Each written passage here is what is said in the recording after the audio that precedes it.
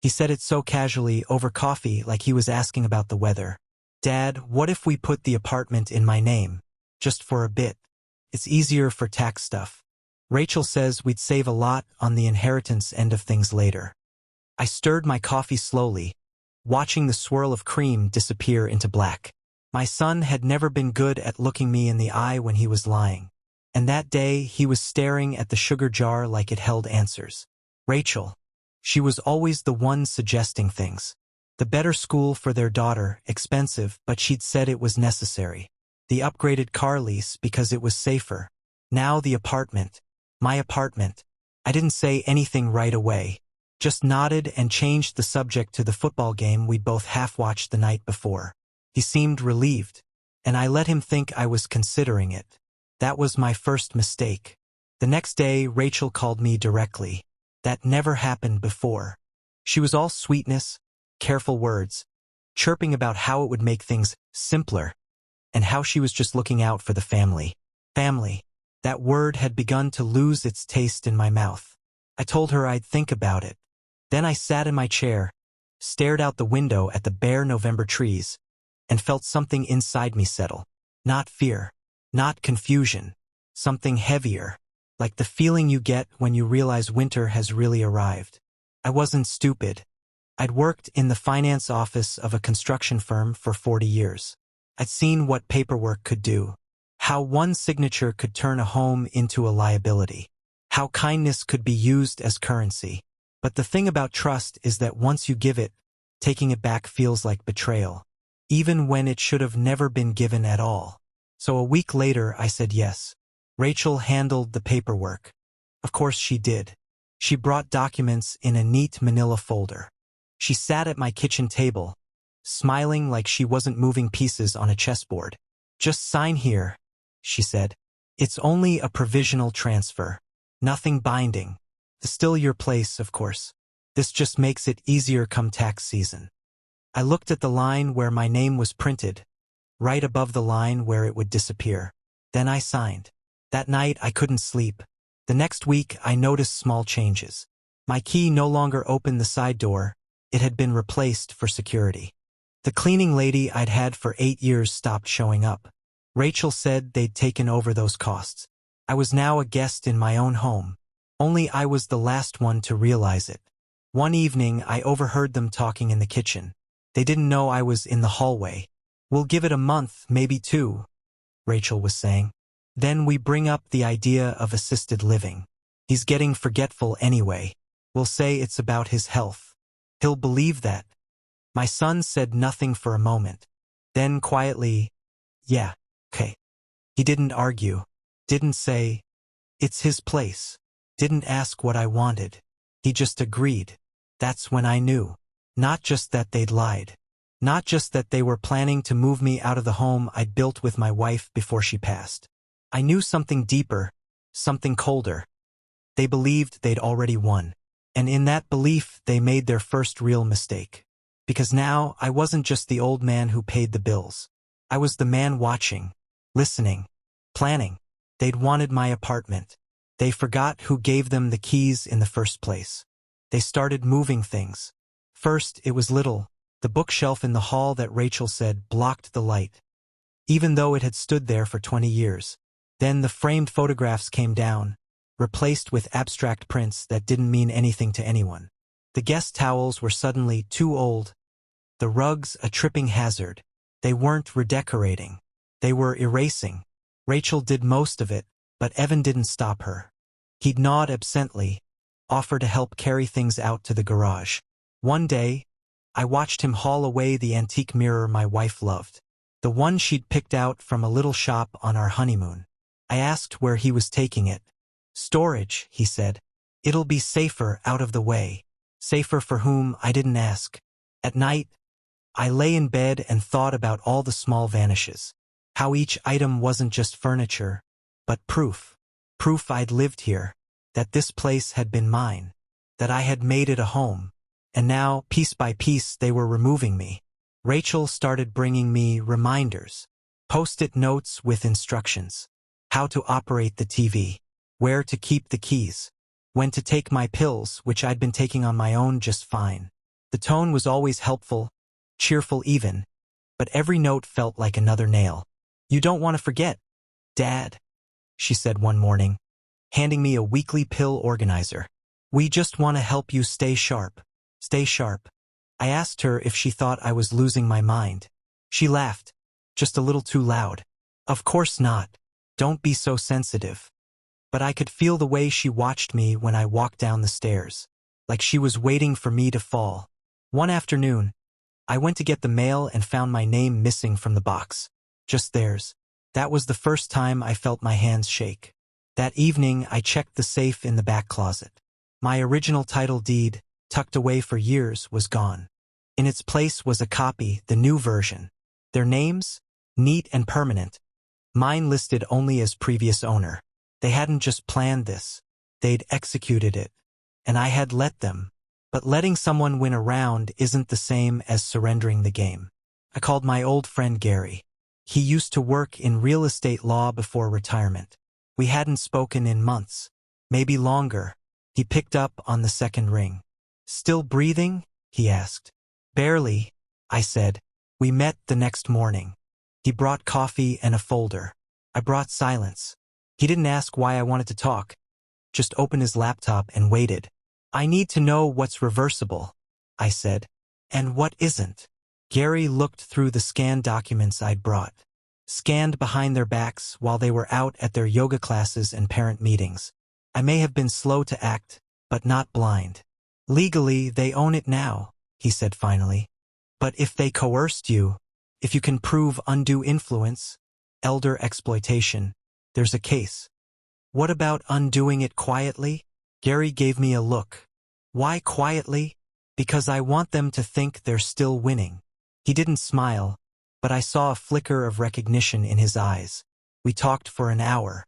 By the end, I had a list. What to gather, what to document, who to contact discreetly. I wasn't going to take back the apartment with anger. I was going to take it back with precision. Later that night, as I sipped tea and listened to them whisper in the kitchen, I felt something I hadn't in weeks. Control. Let them believe I was slipping. Let them think I was grateful for their help. Let them keep clearing the shelves and smiling through their theft. Because I wasn't done yet. Not even close. The next step was listening. Really listening. Not just to their words, but to what came between them. The gaps, the silences, the loaded looks they thought I couldn't read.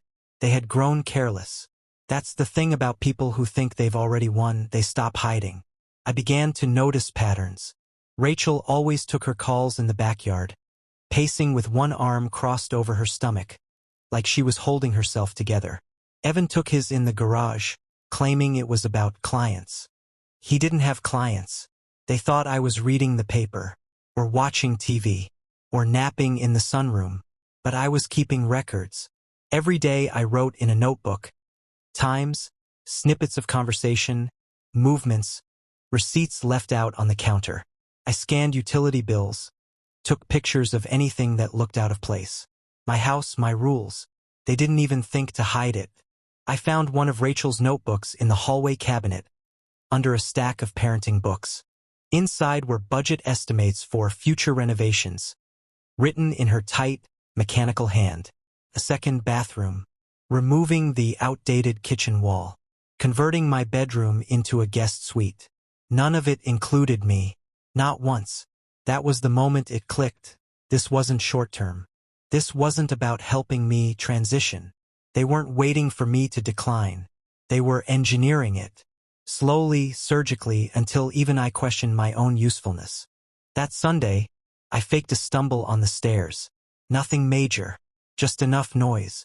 Rachel came running, voice high, breath caught in her throat. "You okay?" she asked, helping me sit. "I lost my balance," I muttered. "Been happening more often lately." She bit her lip. "Maybe we should schedule a checkup, just in case." She said it carefully, like a test. I nodded. Probably a good idea. 2 days later, they took me to a neurologist. I played the part well. Confusion, hesitation, forgetting the name of the receptionist. The doctor was polite, even kind, recommended a full cognitive screening. They were thrilled. I scheduled it, then quietly canceled it the next day. Instead, I called Gary again. Told him I needed the second part of our plan. The paperwork. The fallback. You really want to go through with this? He asked. Yes, I said. I want it done before Christmas. Back at home, Rachel started printing brochures. Evan left copies on the kitchen table, subtle as if I wouldn't notice.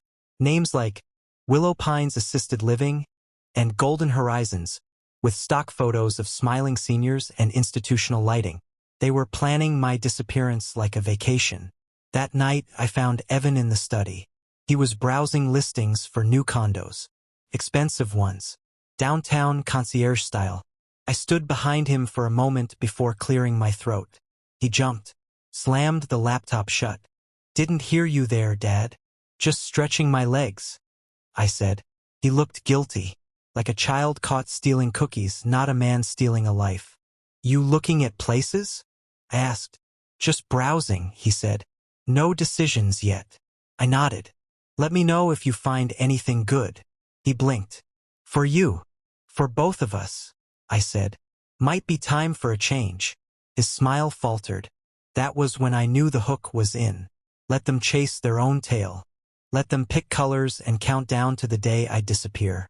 Because when the final papers arrived, from Gary, couriered in a plain envelope, they weren't addressed to Evan or Rachel. They were addressed to me, and what they contained was something they hadn't expected. A quiet reversal. An end they didn't see coming. I waited for the perfect moment. Not just any day, it had to feel ordinary. Safe. Predictable. That's when people stop looking over their shoulders. It was a Thursday. Rachel was at her book club. Evan was home early from work, drinking one of my whiskeys like it was his. I walked into the living room holding the envelope. I need your signature, I said. He looked up, wary. For what? Bank confirmation, I said. Something about the property transfer. Just a formality. He hesitated, then shrugged. Yeah, sure. He didn't ask questions. He never did when he thought he was winning. He signed both pages and handed the pen back. I thanked him and left the room. The documents went straight into a folder, which I locked in the drawer of my desk. Not the fake desk in the living room, but the one in the upstairs study I kept behind a bookshelf. The next day I mailed them. Registered post. One copy to Gary. One to my safe deposit box. One to the notary. The papers Evan had signed weren't bank forms. They were revocation notices, accompanied by sworn statements of coercion and manipulation, signed and witnessed by Gary himself. With those and a few supplementary filings, we could petition for full reversal of the title transfer. Technically, Evan had just signed a legal admission of involvement in fraudulent real estate activity, and he had done it with my pen. Now it was just a matter of time. But time is funny. When you know something is coming, something irreversible, every minute starts to feel louder. I kept up the act. I let them help me with medications I didn't need. Let them lead me across streets like I was blind. Let them mock me in hushed voices when they thought I couldn't hear. Sometimes I'd stand outside my old bedroom, the one they turned into a storage room. I'd stare at the locked door until Rachel asked if I was confused. No, I'd say. Just remembering something. She hated that answer. On Monday morning, the call came. Gary's voice was calm, matter of fact. It's done. The reversal will process next week. They won't be able to sell, rent, or claim the apartment after that. What if they try?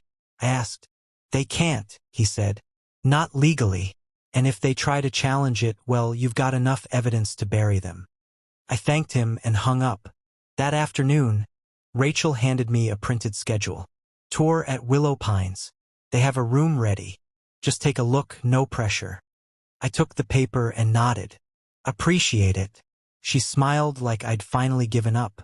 Evan didn't say much. He barely looked at me anymore. Maybe guilt. Maybe boredom. That night, I stood at the kitchen window and looked at the backyard. I remembered laying those stones with my wife. Summer sweat, scraped knees, laughter echoing against the fence.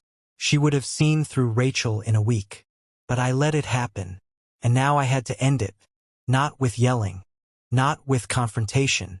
Just a clean cut. A quiet closing of a door they thought would never shut.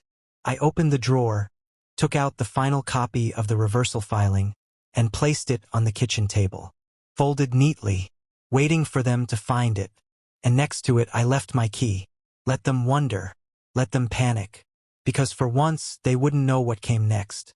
But I did. I left the house that morning before either of them woke up. It was still dark outside, the kind of cold that bites at your knuckles. And the city hadn't quite begun its daily hum. I moved slowly but deliberately, the same way I had built this life, one careful step at a time. There was a small diner near the river I used to go to with my wife. Still run by the same family.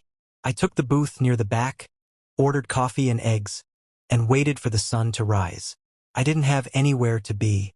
That was the beauty of it. For the first time in months, maybe longer, I wasn't trapped. I wasn't sitting in my own home afraid to breathe too loudly. Afraid to break the illusion that I didn't know what was happening. Because now the illusion was theirs. And it was breaking. When I returned just after 9 a.m., I found them both standing in the kitchen. The envelope was open. The papers were spread across the table. The key was still where I'd left it. Rachel's face was pale, her lips drawn tight. Evan looked like he hadn't slept. "Where did this come from?" she asked. I poured myself a cup of coffee. "I left it." She took a step forward, voice rising. "What is this? You can't just—" "I can," I said calmly. "And I did." Evan reached for the papers. "You went behind our backs?" "You went behind mine first," I said. "You just assumed I'd never notice." He opened his mouth, then closed it. No defense. Just silence. Rachel, on the other hand, wasn't done. "This is fraud. You tricked Evan into signing something without telling him what it was." "No," I said. "I gave him papers and told him they were for the property. And he signed them without reading. That's not fraud. That's negligence." "You can't do this," she whispered. "But I did." I walked past them and sat down at the table. The sunlight poured through the window, landing on the wood grain like a spotlight. Felt good. "I know about the tours," I said. "The brochures. The neurologist. The plans to move me out before the end of the year." Evan looked like he wanted to disappear. Rachel opened her mouth again, but I raised a hand. "I let it go on long enough, because I wanted to see how far you'd take it. How confidently you'd push me out of the life I built. And you both answered that question for me." Rachel scoffed. "This is about ego?" "No. This is about boundaries. And you crossed them." I stood. "You have 2 weeks. After that, I want you both out." "You can't just evict us," Evan started. "You're not tenants," I said. "You're guests. And the invitation has expired." Rachel's voice dropped, venom replacing sweetness. "You're going to die alone, you know that? In this place. With your files and your rules and your precious house." I smiled. "Maybe. But at least I'll die with my name still on the door." They didn't speak after that. I left them standing there, stunned, angry, broken in a way only truth can break people. Later that evening, I sat in the living room with the lights low, the house quiet again. I could hear them packing. Not frantically, but urgently, with the knowledge that their free ride was over. The sound of boxes closing was better than any apology. They thought they'd buried me beneath my own generosity. But I'd been digging a tunnel the whole time. And now I was standing on the other side. They left without saying goodbye. 2 weeks, just like I asked. I didn't have to raise my voice. Didn't need a confrontation. Just the facts, the paperwork, and their own arrogance catching up with them.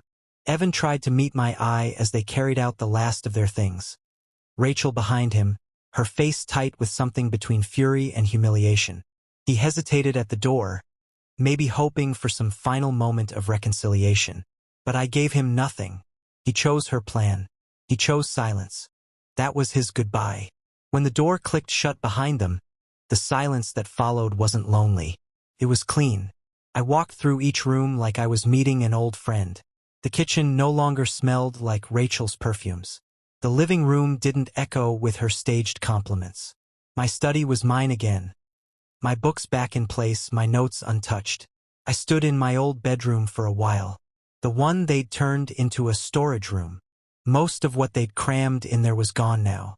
The dust still lingered, and the air was stale, but it felt like breathing for the first time in months. That weekend I called a locksmith, changed every lock. Then I walked to the mailbox and restored my name. Bold, centered, without theirs beneath it. It felt ceremonial. A reclamation. Gary called the next Monday. "It's all finalized," he said. "Title's clean. No pending claims. You're the sole owner again." "Thank you," I said. "You going to tell them what you did?" "I already did," I said. "I just didn't use words." He chuckled softly. "You know, most people in your position would have gone scorched earth." "I didn't want fire," I said. "Just distance." I hung up and made myself breakfast. The old way, pan-fried eggs, toast browned just enough, coffee strong and black. I even played the radio, no headphones, no whispered voices, just sound. But as the days passed, a different kind of silence settled in. Not their absence, that part was peace. But something lingered. Memory. This apartment wasn't just walls. It was my wife's laughter at midnight. My son's crayon drawings still faintly visible on the hallway wall if the light caught them right. It was where birthdays had been celebrated, where grief had been felt, where my life had unfolded, and where it had almost been erased. They had tried to turn it into a transaction, a convenience, a real estate asset, but it wasn't. It was a record of time, of mistakes, of love. I pulled out the notebook I'd kept during those final months. The one filled with their movements, their whispers, their betrayal in pencil. I flipped through it page by page, remembering how I'd written each note with hands that trembled less from age than from disbelief. When I reached the end, I closed it slowly. Then I carried it to the fireplace. I didn't burn it in rage. I burned it in closure. The flame caught quickly. The pages curled in on themselves like they were ashamed of what they held. I watched until the last ember flickered out. Then I sat back and let the warmth wash over me. Not just from the fire, but from the fact that I was still here, still standing, and still mine. The calls started a week later. First it was Evan. Just his name on the screen, no message. Then again. 3 more times that day. I didn't answer.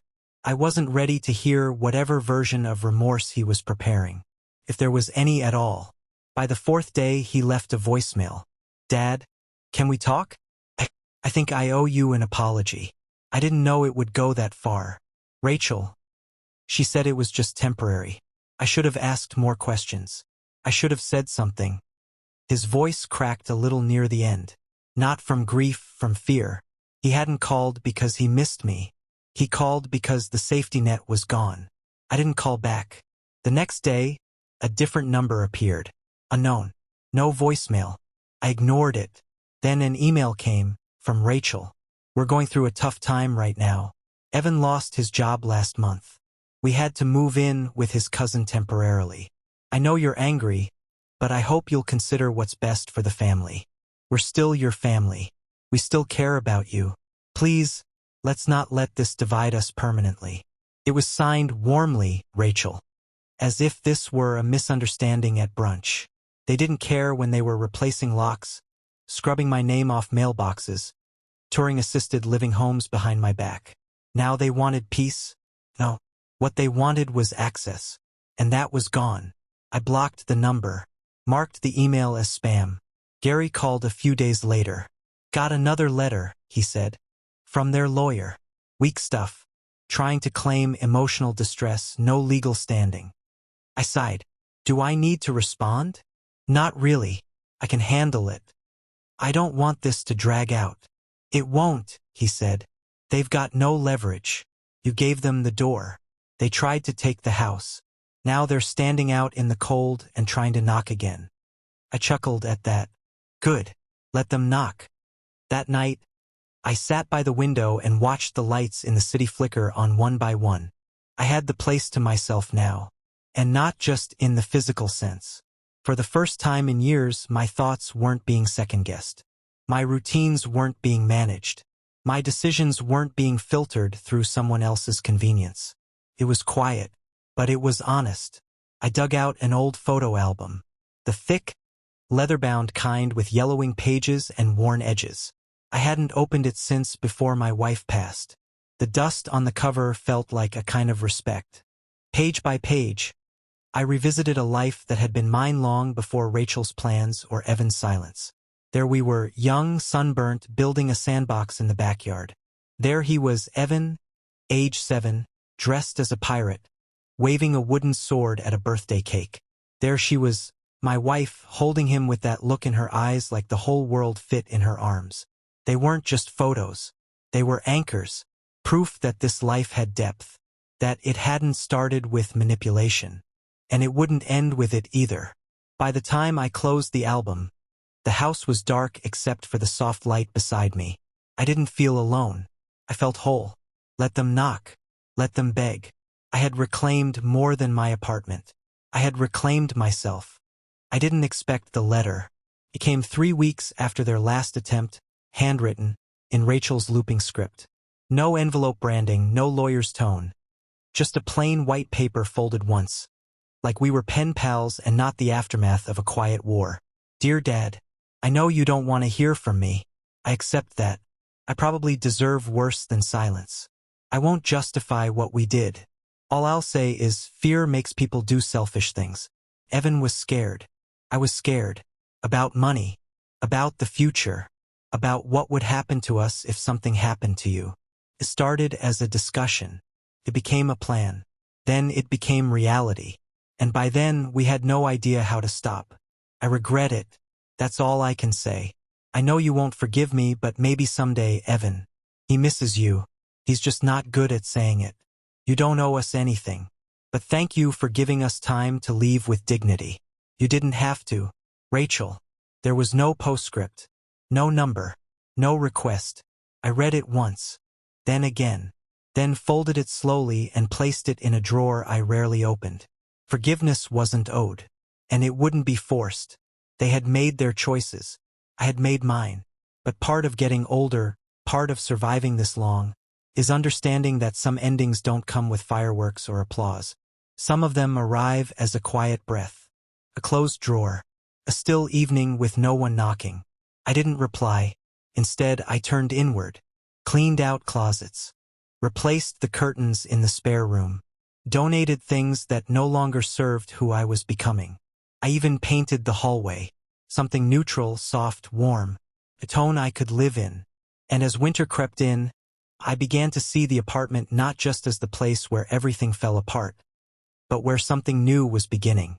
One morning, while trimming the plants on the balcony, the old woman from across the hall waved. I'd seen her for years but never learned her name. I like what you've done with the place, she said. I smiled, trying to make it mine again. She raised an eyebrow. Looks like you already have.